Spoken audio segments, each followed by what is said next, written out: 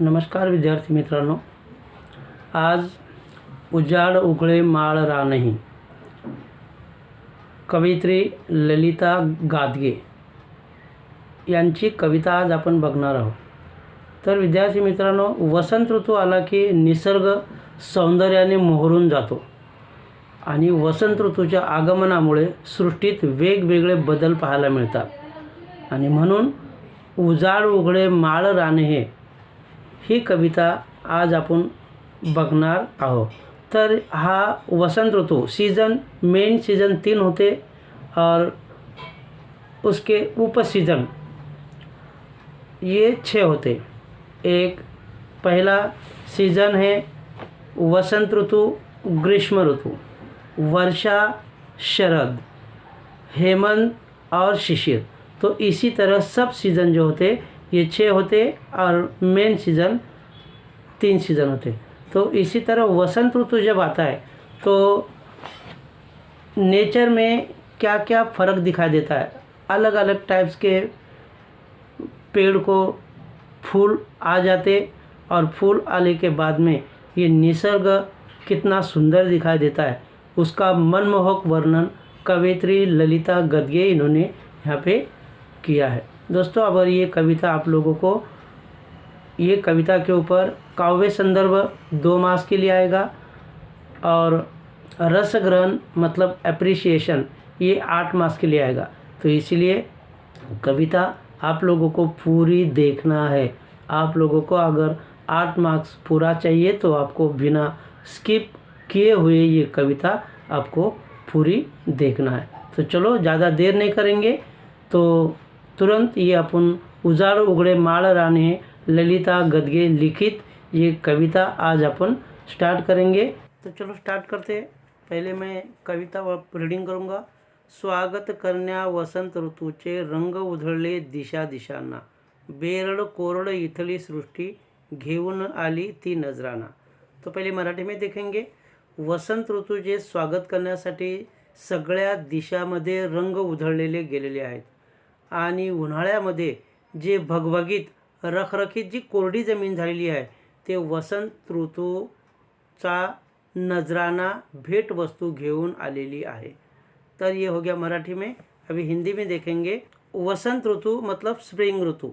जब वसंत ऋतु आता है तब चारों दिशाओं में अलग अलग रंग खिल जाते हैं। गर्मी के वजह से जो सृष्टि सूख गई है वो आज वसंत ऋतु का नजराना मतलब भेंट वस्तु गिफ्ट लेके आई है। तो ये पहला 4 लाइन। Second 4 line. गर्द पोपटी लेवून बसने मुरडत आली लिंबोनी, जर्द तांबडी कर्णफुले ही घालून सजली नागपनी। तो जब वसंत ऋतु आता है तो वसंत ऋतु आने के वजह से नीम का पेड़ भी बहुत हरा भरा हो जाता है। उसके पत्ते, नए पत्ते आ जाते, सॉफ्ट पत्ते आ जाते। लिंबुनी मतलब लेमन का पेड़ भी पूरा हरा भरा हो जाता है। नागफनी जो होती है, नागफनी के ऊपर रेड कलर के फूल आने के वजह से ये नागफनी ऐसा लगता है कि जैसा सज धज के वसंत ऋतु का स्वागत करने के लिए तैयार है, रेडी है। लुसलुस पाने अंगोपांगी झाड झुले वडहा दंग होणे। वडाचे झाड मतलब बरगद का पेड़, वडाचे झाड सुद्धा वसंत ऋतूमुळे कोवळ्या पानापुढे गुंग होऊन नाचत आहे। उसका हरा भरा रूप देखे बरगद का पेड़ भी बहुत खुश हो जाता है। घानेरी का पेड़ मतलब एक जंगली पेड़ है। घानेरी पेड़ एक जंगली पेड़ है। ये घानेरी के पेड़ के ऊपर 2 कलर के फूल ये वसंत ऋतु में आ जाते हैं और इसीलिए ये 2 कलर के फूलों को देख के कवित्री को ऐसा लगता है कि जैसा कि किसी ने 2 रंग की चुनरी ओढ़ ली है। और ये घानेरी पेड़ भी 2 रंगों की चुनरी लेके बन ठन के वसंत ऋतु का स्वागत करने के लिए तैयार है। चौथा वाला। सळसळ झळझळ पिंपळ पाने, मऊ मुलायम मोर पिसापरी, सांबर लाल कळ्यांनी लकडून उभे स्वागता पांडीवरी। पीपल के पेड़ के पत्ते भी वसंत ऋतु में उसके ऊपर नए पत्ते आ जाते, मुलायम, और ये पत्ते कोमल होते। और ये कोमल पत्तों को देख के कवित्री को ऐसा लगता है कि जैसा कि मोर पंख की तरह इसके पत्ते चमक रहे। मोर पंख जिस तरह होता है, पिकॉक का पर पंख जैसा होता है, उसी तरह ये पीपल के पत्ते भी कोमल होते हैं, सॉफ्ट होते हैं और मोर पंख की तरह चमकते हैं। और गांव के बाहर जो छोटा सा रास्ता होता है, गांव के बाहर छोटा सा जो रास्ता उसको पांदी बोला जाता है, छोटा सा रास्ता।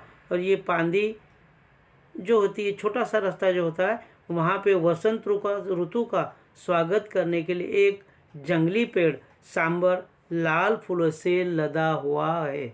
वसंत ऋतु जैसे आता है तो ये सभी पेड़ के ऊपर अपने कलर के अलग अलग कलर के फूल आ जाते हैं। और ये वसंत ऋतु का जैसा कि स्वागत करने के लिए यहाँ पे ये पेड़ सब लोग रेडी हो गए। पळस फुले ही बहरून आली, पळस फुले पलास का पेड़, पळस फुले ही बहरून आली या मातीच्या अंकावरती। पलास के पेड़ छोटे बच्चों के तरह मिट्टी के गोद में फूलों से खिले हुए हैं। आज जैसा वसंत ऋतु आ जाता है तो पलास के पत्ते भी क्या होते हैं, ये मिट्टी के गोद में, जैसा छोटा सा बच्चा अपने माँ के गोदी में जाके बैठता है, खेलता है, उसी तरह ये पलास के पत्ते भी मिट्टी के गोद में छोटे बच्चे की तरह उसके गोद में जाके बैठा है। कुसुमे सारी या जगातली, और इसी तरह पलास के फूलों को देखकर ये सृष्टि के ऊपर जितने भी फूलों के पेड़ है उनको पलास के फूलों को देख के जलन हो जाती है, उनको जेलेसी पैदा हो जाती है। ते आपल्या मनामध्ये झुरतात, कारण पळसाची फुले हे सगळ्यांपेक्षा चांगली असतात आणि दिसायला सुद्धा चांगले असतात। ते भगव्या रंगाची ऑरेंज कलर के उसके फूल रहते। आंब्याच्या मोहरातून आली कोकिलेची सुरेल तान, और वसंत ऋतु जब आता है तो सभी पेड़ के ऊपर मोहर आ जाते, फूल आ जाते। और ये आम के पेड़ के ऊपर भी वसंत ऋतु में मोहर आ जाता है, उसको फूल आ जाता है। और ऐसी हालत में ऐसे घने आम के पेड़ में से एक कोयल की सुरीली आवाज़ अचानक सुनाई देती है। कोयल की सुरील तान, तान मतलब आवाज़, कोयल की सुरीली आवाज़ सुनाई देती है। उजाड़ उगड़े माळ रान ही गाव लागले वसंत गान, और इसी तरह उजाड़ ये बंजर ज़मीन जो है गर्मी के दिन में जो सूख जाती है, उजाड़ ये माळ रान मतलब जंगल, ये सृष्टि के ऊपर गर्मी की वजह से जो बंजर ज़मीन हो गई है वो भी बड़ी खुशी से वसंत ऋतु का गीत, वसंत ऋतु का गाना गा रही है। तो इसी तरह दोस्तों यहाँ पे उजाड़ उगड़े माळ रान ही ये कविता अपन हिंदी में और मराठी में थोड़ा थोड़ा आपको मैं एक्सप्लेन करके बताया। दोस्तों आप अगर मेरे वीडियो में अगर फर्स्ट टाइम आए हैं तो सब्सक्राइब, लाइक और अपने दोस्तों में शेयर ज़रूर करना है, ताकि आप लोगों को नया नया वीडियो का नोटिफिकेशन जल्दी से जल्दी आप तक पहुंच जाएगा। ये कविता के साथ मैं आप लोगों को समानार्थी वर्ड भी मैं लिख के दे रहा हूँ।